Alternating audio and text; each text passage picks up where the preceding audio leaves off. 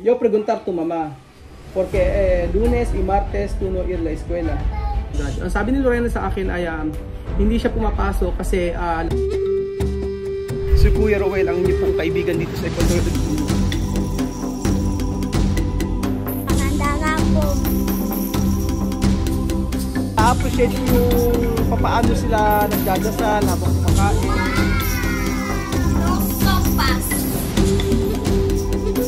At ako ang inyong amigo dito sa Equatorial Guinea, Puerto Bata.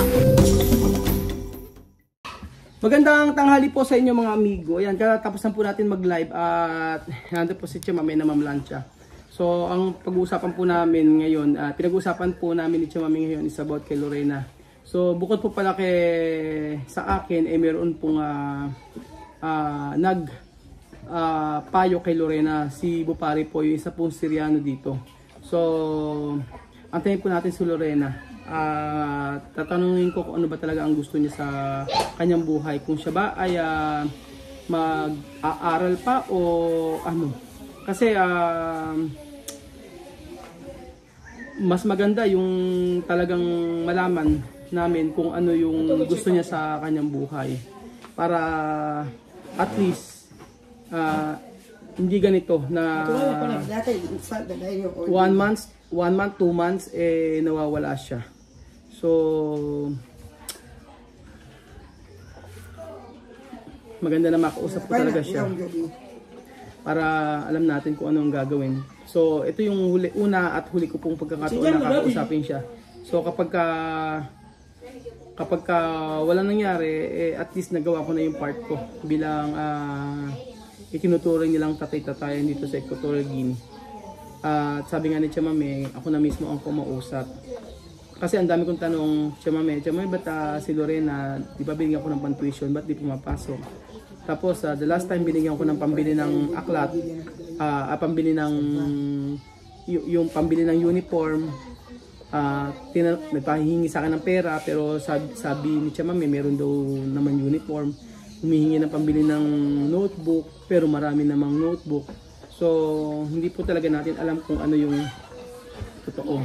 So, ang concern ko lang po kasi talaga ay yung magiging future ni Lorena.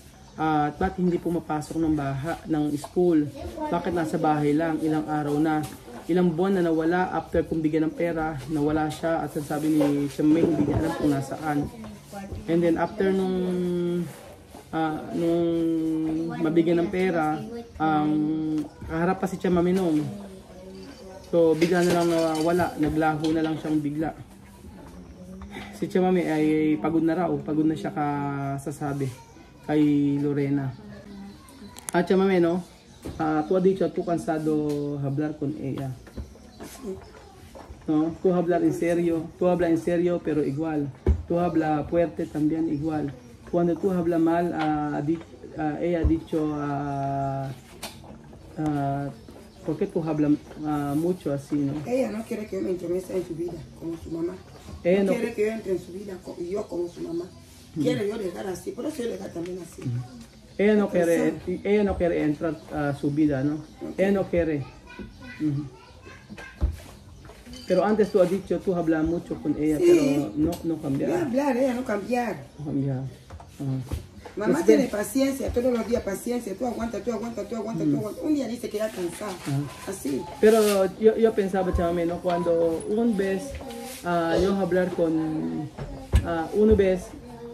cuando tú hablas con ella, después ella no hablar nada. Ella no contesta. Ella no contesta. Pero dentro de su corazón no escucha nada. Escucha. Sí. Como Blanco dice desprecio. Ejemplo, cuando tú hablas fuerte o mal con ella no contesta. Ella solo entrar aquí, salir aquí. Pero tú no sabes ella ir a la escuela o no. Este año ella no va a la escuela porque ella a casa. Por la mañana no va a la escuela, por la tarde no va a la escuela. ¿Qué hora va a la escuela? Sí. Pero antes yo dar dinero para ella a la escuela, porque ella hoy no quiere, ¿no? So ayun po mga amigo, antayin lamang po natin si Lorena at kakausapin ko lang. para magkaano na. Baka sakali na makinig sa akin. Pero kung hindi, sabi ko nga wala tayong magagawa. Hayaan na lang natin kung ano ang gusto niya. Kasi kung yung nanay nga walang magawa, ako pa ba? So, ayan. Yung mga bata tingnan naglilikot dito. Pinakain ko kanina ng saging. Ayan, mga nag-aaral si Alima. Alima, tu estudiar bien, no? Matatalino yan, tsaka si Sophie. So, alam niyo po, pagka si Sophie, pag si Sophie ay nag-aaral sa Pilipinas, sigurado po mga amigo ay magiging magaling na estudyante. Madaling makaatanda si Sophie. Lorena, no, yo preguntar tu mamá, porque lunes y martes tú no ir a la escuela. Antes tú cogido dinero para de matrícula de escuela, ¿no? Yo preguntar, ¿esto dinero tú dar de escuela o no? O tú irle, ¿qué problema? ¿Tiene problema? El dinero que tú me has dado me iba a ponerme en Carlos Brown, o sea, en Cielo. Ahí me iba a poner. Es cuando me han dicho ahí que vamos a admitirte, pero necesitamos el traslado del lugar donde tú sales. Documento del centro donde tú vienes. Ajá. Es cuando he ido en Carlos Blanco, allí me dijeron que para retirar el traslado tengo que pagar 11,000 francos. Esto antiguo escuela. Sí. Pagar más 11,000 para retirar mi documento. Para coger todo el documento. Sí, después para llevar al centro donde yo voy a, sí. a participar. Sí, Ahí vale. puedo. Por eso tú no ir a la escuela hoy, porque Yo hay falta de documento para De esa escuela. de escuela, se espera, Sí, ajá. yo lo dije a Elvis me dijo que no pasa nada, vamos a ir a retirar el Sí, no hay problema, yo pagar, no hay problema, pero yo quiero hablar en serio, ¿ha? Sí, tú has dicho tú quieres uniforme antes, tú quieres esto o no. Uniforme también. Sí, lo he sacado ya.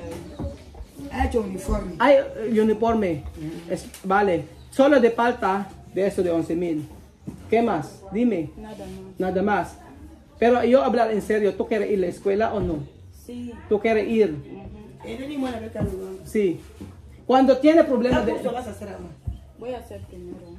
Cuando tú... Porque tú has servido. Sí, Si Carlos Blanca es igual que Ciano. Y Carlos Blanca tiene más preferencia porque tiene ingreso. So sabi ko sa kay Lorena, kung may problema sa school, sabihin niya sa akin kung ano ang kailangang bayaran o lahat okay lang. Basta pumasok siya. Yun yung tinanong kay Lorena, no? Y Carlos Blanca es un Carlos Blanca. Y tú puedes tener materia que tú puedes estudiar ahí, pero tú sales Carlos Blanca. Llego a terminar el salón, luego empiezo universidad del Politécnico. No, Lorena, no hay problema. Hasta tu terminar de escuela yo pagar todos. Pero yo quiero solo tú volver la casa cada día, ¿no? Así. Cuando tú quieres pasear no hay problema. Viernes, sábado y domingo pasear no hay problema. Pero lunes, martes, cuidar tu niño solo así. No hay problema para mí. Hasta terminar tu escuela yo pagar todos, no hay problema. Y cuál tú quieres para cosas para tu escuela, la escuela, yo pagar todo, no hay problema para mí. Cuando yo estoy en mi país no hay problema. Yo tengo amigo aquí para pagar todo, pero yo quiero solo venir aquí lunes hasta viernes o sábado, vas a cuidar tu niño, solo esto, hasta tu terminar tu escuela. ¿Ah? ¿Tú quieres así?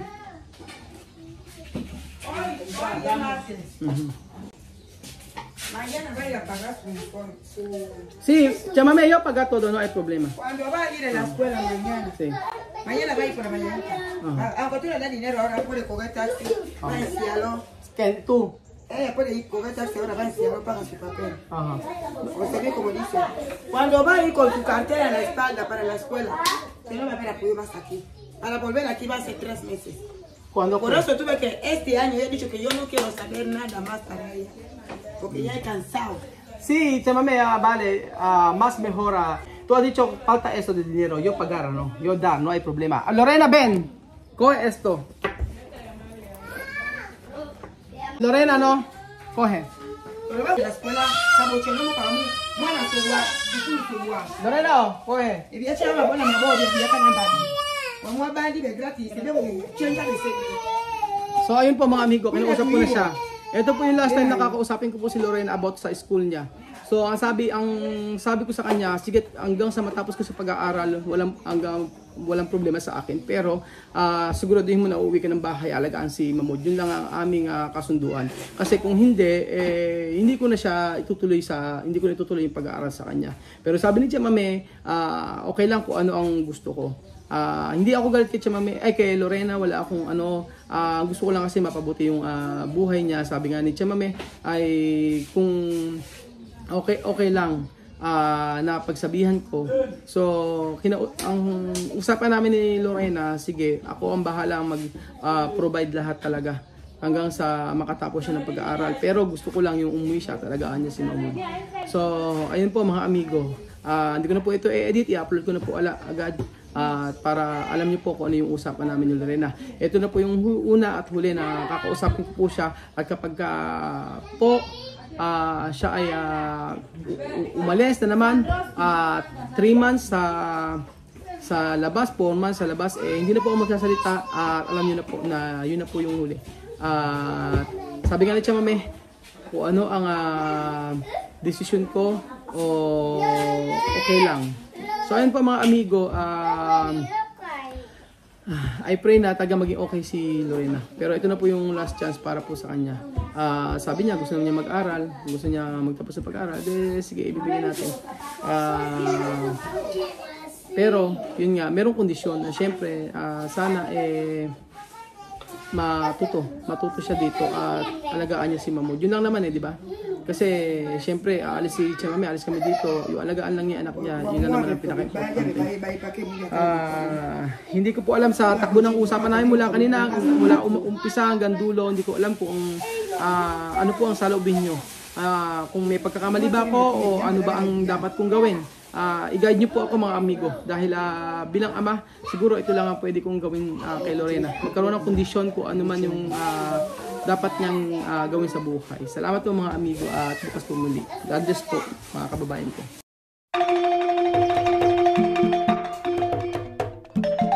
Na-appreciate ko yung paano sila nagdadasal.